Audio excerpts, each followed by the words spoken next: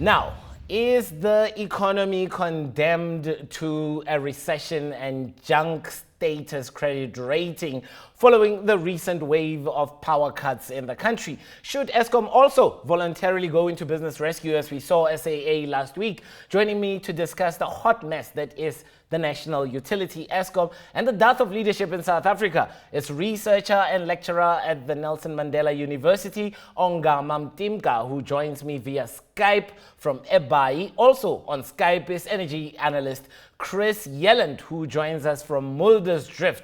Gentlemen, to both of you, I thank you. Ongama, let me begin with you. Why can't we get a consensus of what constitutes a crisis in South Africa? What's a manageable crisis? So the challenge here is manifests itself in many ways. One, and this is the biggest one, the public is not willing to trust both the political heads as well as those who communicate on behalf of Eskom.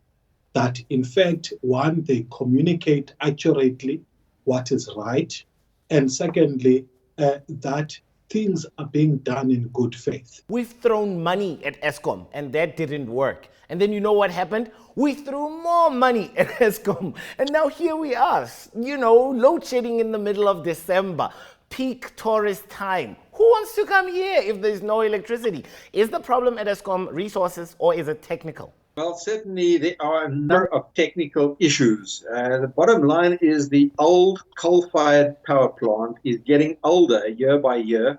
It's been pushed hard and it's poorly maintained, and it's natural that there will be declining performance. At the same time, the new plant that's coming on stream, which should be improving the availability, the average availability factor, this new plant is performing as bad as some of the worst old power plants on Eskom. So you have a combination of declining performance from the old plants and new plants performing like old plants. And this is leaving South Africa with a very low availability. Something like 40% of Eskom's total generation capacity is simply unavailable for service at a time when, in fact, demand for electricity is rather low at the moment, certainly slightly lower than last year. So it's not a demand problem, it's a supply problem, the supply of generation capacity to meet demand. And we can see that there's an imbalance between supply and demand, which is forcing Eskom to switch off load because at all times the supply and demand has to be in balance. And so when demand exceeds supply, if you don't switch off demand, you'll eventually run into a national blackout. And that's why they have to do load shedding. Chris, sometimes I ask myself, what's the worst if we actually go through a national blackout that will ensure that we don't have a national blackout again? The point of the matter is that load shedding started in 2008, 2007. We are still here 10 years later. It doesn't look like we have any innovative ways of trying to curtail this. Do you have confidence in Eskom? More than anything else, do you have confidence that they won't come back and say, well, since they only count in even numbers, we might be in for stage 8. What confidence do you have in Eskom? In my personal view, people talk about Eskom being too big to fail. My personal view is that Eskom has already failed financially, operationally, and environmentally. And the question is, what do we do about it to move forward? The days of Eskom as a monopoly generator, in my view, are very risky for South Africa, and we need to move fast to diversify the generation sector and to create a much more diversified group of generators and not simply have all our eggs into a failing basket. We also need to diversify away from coal as our primary energy source. At the moment, more than 80% of electricity comes from coal. We can see before our eyes how unreliable coal-fired power is, and we need to diversify to multiple different energy sources.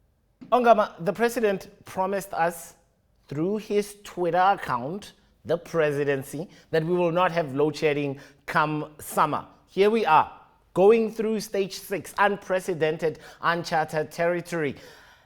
Is this compromising the president's political message?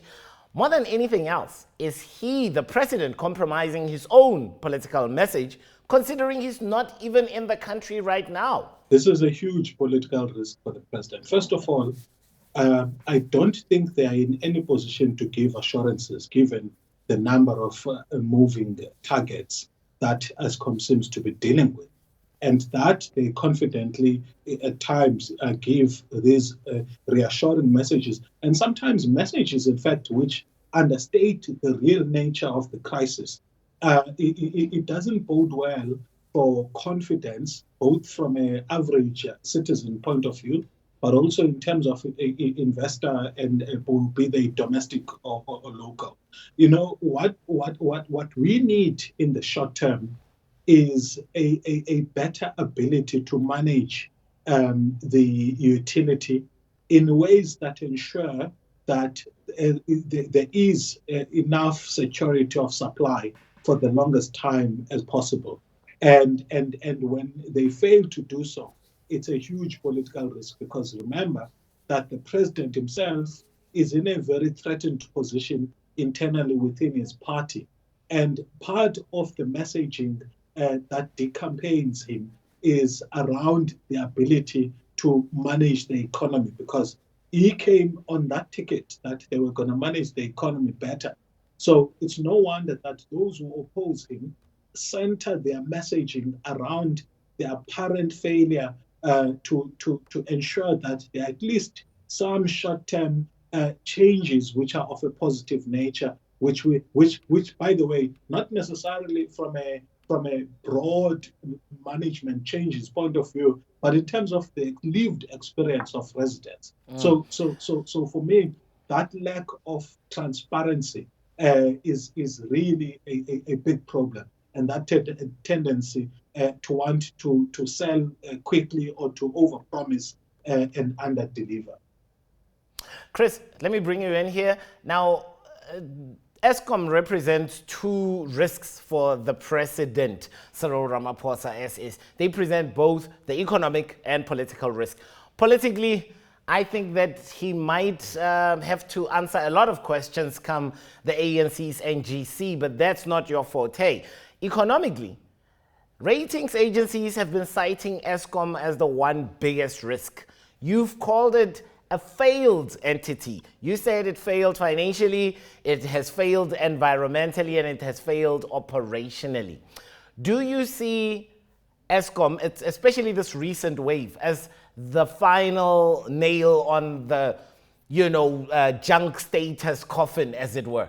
No doubt about it that with this kind of level of load shedding we're experiencing this last week, and likely to continue a little bit further, that there's going to be a move towards negative growth again this fourth quarter. We've had negative growth in the first quarter and in the third quarter, and it looks like we're going to have it in the fourth quarter, and that's going to move us into a recession.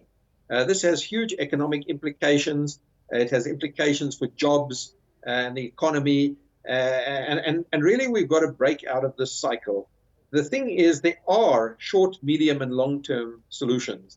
But at the moment, the four different ministries that are responsible for electricity in South Africa, that is the Treasury, Department of Mineral Resources and Energy, the Department of Public Enterprises, and COGTA, that is the Department of Cooperative Governance, are simply not on the same page. There is insufficient consensus to make the hard decisions that have to be made. And in this environment, literally the industry leaders, the political leaders, the cabinet, the top six, the NEC, the Tripartite Alliance, Labour, SACP, COSATU, and ANC, they are paralyzed at the moment simply because I don't think there is sufficient consensus to move forward. So, Chris, back to you. Is this just a failure of the political power to take a political decision, essentially? Are we trapped there? Are we paying for the price of no coordination? I think we are paralyzed. The leadership, the electricity supply industry is completely dysfunctional at the moment and needs to take hard decisions. But we don't have the necessary consensus to enable us to move forward. And I think we're probably going to need a little bit more pain, unfortunately, before we get these different ministers on the same page and talking to each other and making these hard decisions. Ongama, I close off with you. Does this come back to bite Cyril Ramaphosa back in 2020 during the ANC's NGC? Are his enemies really rubbing their hands together, waiting and salivating for that opportunity? Part of the challenge is that not only does the president have to manage those multiple political stakeholders, the challenge is that there isn't enough humility in South African political economic engagement to recognize that there are times when things or problems of the country do not neatly fit particular dogmatic ideological standpoints, that they actually compel sometimes for us to come with humility and apply ourselves and see whether or not we are able to arrive at pragmatic convergence and have solutions which may appear left sometimes may appear right, but they show that we're applying ourselves to the problem. Thanks to both my guests, energy expert Chris Yelland and researcher and lecturer at Nelson Mandela University, Mr. Ongama Mtimka. I thank you both, gentlemen.